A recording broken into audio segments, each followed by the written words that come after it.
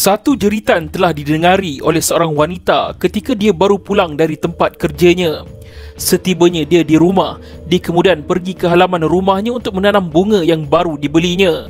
Pada ketika itulah dia mendengar satu suara orang menjerit. Dia hanya mendengar jeritan itu hanya sekali sahaja dan kemudian ianya terus senyap. Apa yang terjadi sebenarnya? Wanita itu kemudian melihat seorang jirannya keluar dari rumah sebelah. Jirannya itu merupakan seorang lelaki dan riak wajahnya sangat tenang. Dia terus bertanyakan kepada jirannya itu, siapa yang menjerit tadi? Lelaki itu terus menjawab, oh, anak saudara saya, dia sakit perut. Lelaki itu kemudian berlalu pergi meninggalkan rumah dengan menaiki motosikal. Setelah dia melihat jiran sebelah rumahnya itu berlalu pergi, dia pun masuk ke dalam rumah. Untuk makluman, lelaki itu tinggal bersama dengan seorang anak lelakinya.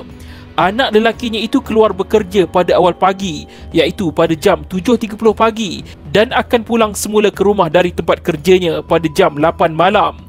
Pada hari kejadian, iaitu sekitar jam 8.30 malam, anak lelaki itu tiba di rumah. Dia mendapati pintu pagar rumahnya bertutup tetapi tidak berkunci. Ketika dia melangkah masuk ke dalam rumah, dia mendapati kipas siling dan lampu di dalam bilik pertama rumahnya itu terpasang. Dia menyangkakan sepupunya ada di dalam bilik tersebut. Ini kerana pada setiap hujung minggu, bapanya akan mengambil sepupu perempuannya itu pada setiap hari Jumaat dan menghantarnya semula ke kolej pada petang Ahad. Mereka akan tinggal bersama di setiap hujung minggu. Dia kemudian memanggil sepupunya itu dari luar bilik, namun tiada sahutan balas. Dia memanggil sepupunya itu beberapa kali, namun sahutannya masih tidak berbalas. Jadi, siapa yang sedang berada di dalam bilik tersebut? Dia kemudian memberanikan diri membuka pintu bilik itu. Ketika membuka pintu bilik, alangkah terkejutnya apabila dia mendapati sekujur tubuh terbaring di atas lantai bilik. Yang terbaring di atas lantai itu adalah sepupu perempuannya. Kaki sepupunya itu menghala ke arah pintu bilik, manakala badannya pula dipenuhi dengan darah. Apa yang lebih mengejutkan adalah kedua-dua mata sepupunya itu terbuka luas. Dia sangat terkejut dengan situasi yang dilihatnya itu. Dia kemudian bertindak lari keluar dari rumah dan terus menghubungi bapanya. Dia memberitahu bapanya apa yang dilihatnya dan mengarahkan bapanya supaya segera pulang ke rumah. Dia kemudian terus menuju ke balai polis untuk melaporkan kejadian tersebut. Setelah laporan polis dibuat, sepasukan forensik polis Diraja Malaysia PDRM bergegas ke tempat kejadian. Ketika siasatan dilakukan, sebilah pisau pemotong daging ditemui di dalam bilik yang sama. Terdapat kesan cap jari di pisau tersebut. Sepasang seluar selek juga turut ditemui di tempat kejadian. Kedua-dua bahan bukti itu dihantar ke Jabatan Kimia untuk dianalisa bagi mengetahui identiti suspek dalam kes ini. Hasil analisis DNA dari Jabatan Kimia sangat mengejutkan. Anak lelaki itu sangat terkejut apabila diberitahu oleh pihak polis yang bapanya sendiri disyaki membunuh sepupunya itu. Ini kerana hasil analisis DNA menemui cap jari bapanya di pisau pemotong daging tersebut dan juga seluar selek yang ditemui di tempat kejadian. Bapanya kemudian ditahan polis pada sebelah malamnya, iaitu pada hari yang sama, kerana menjadi suspek dalam kes bunuh ini. Persoalannya, adakah benar bapanya seorang pembunuh? Suspek merupakan seorang warga emas yang bernama K. Kanasen, 60 tahun, dituduh membunuh anak saudaranya sendiri, merupakan seorang remaja perempuan bernama S. Sintuja, 19 tahun, di dalam sebuah rumah di Jalan 5, Taman Desa Pelangi, Mantin, Nilai, Negeri Sembilan, di antara jam 1.30 petang hingga jam 8.30 malam pada 4 Januari 2013. K. Kanasen didakwa membunuh dengan niat di bawah Seksyen 302 Kanun Keseksaan dan boleh dikenakan hukuman gantung sampai mati jika disabitkan kesalahan. Untuk makluman, S. Sintuja merupakan pelajar tahun pertama di sebuah kolej swasta di Sikamat, Negeri Sembilan. Ketika perbicaraan kes, jiran tertuduh yang mendengar jeritan suara pada hari kejadian telah dipanggil sebagai saksi di mahkamah. Jiran tertuduh memberitahu mahkamah yang dia terdengar satu jeritan seorang perempuan. namun dia tidak pasti dari arah mana jeritan itu datang. Ini kerana dia hanya dengar jeritan itu hanya sekali sahaja dan tidak lagi kedengaran di kemudiannya. Selang beberapa minit kemudian, dia melihat tertuduh keluar dari rumah dan terus bertanya kepada tertuduh mengenai suara jeritan yang didengarinya. Tertuduh dengan pantas menjawab yang anak saudaranya sedang sakit perut. Jiran tertuduh tidak mengesyaki sesuatu yang buruk berlaku, lalu dia terus masuk ke dalam rumahnya. Apa yang sebenarnya berlaku adalah sangat mengejutkan. Ketika perbicaraan di mahkamah, tertuduh mengaku dia ada bersama dengan mangsa pada petang kejadian, iaitu sekitar jam 3.30 petang.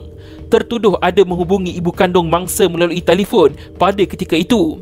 Ibu kandung mangsa memberitahu mahkamah dia mendengar nada suara tertuduh agak tinggi ketika bercakap di talian. Ibu mangsa juga turut mendengar suara anak perempuannya itu sedang menangis dan mangsa berada di sebelah tertuduh ketika panggilan telefon itu dibuat. Belum sempat ibu kandung mangsa bertanyakan kenapa anaknya itu menangis, talian telefon telah dimatikan. Selepas itu barulah dia mengetahui yang tertuduh disyaki membunuh anak perempuannya itu. Disebabkan tiada saksi yang melihat siapa yang membunuh mangsa, mahkamah menggunakan bukti keadaan bagi membuktikan adakah benar tertuduh yang membunuh mangsa. Adakah benar tertuduh yang melakukan pembunuhan itu? Yang mempunyai anak kunci untuk membuka pintu grill dan juga pagar rumah hanyalah tertuduh dan anak lelakinya sahaja. Mangsa tidak mempunyai dan tidak memegang anak kunci tersebut. Jadi, fakta tertuduh merupakan individu terakhir yang ada bersama dengan mangsa adalah meyakinkan. Bukti DNA yang ditemui pada pisau pemotong daging dan juga seluar selek panjang yang dijumpai di tempat kejadian telah menguatkan lagi bukti kes. Oleh itu, K. Kanason dibuktikan bersalah membunuh Estin Tuja dan tertuduh dijatuhkan hukuman gantung sampai mati oleh Mahkamah Tinggi. Hakim Mahkamah Tinggi membuat keputusan itu di akhir kes pembelaan selepas mendapati K. Kanason gagal dalam pembelaannya terhadap tuduhan membunuh anak saudaranya itu. Kes kemudian dibawa ke Mahkamah Rayuan Putrajaya dan didengari di hadapan panel 3 hakim. Pada hari kejadian, tertuduh mengambil mangsa pulang ke rumahnya pada jam 1.30 petang sebelum dia dilihat oleh seorang jiran keluar dari rumah pada jam 6 petang untuk pergi ke tempat kerjanya di sebuah kilang yang terletak di Nilai Negeri Sembilan. Kawan baik kepada mangsa memberitahu yang dia ada melihat tertuduh memerahi mangsa pada hari kejadian, iaitu sebelum mangsa didapati dibunuh.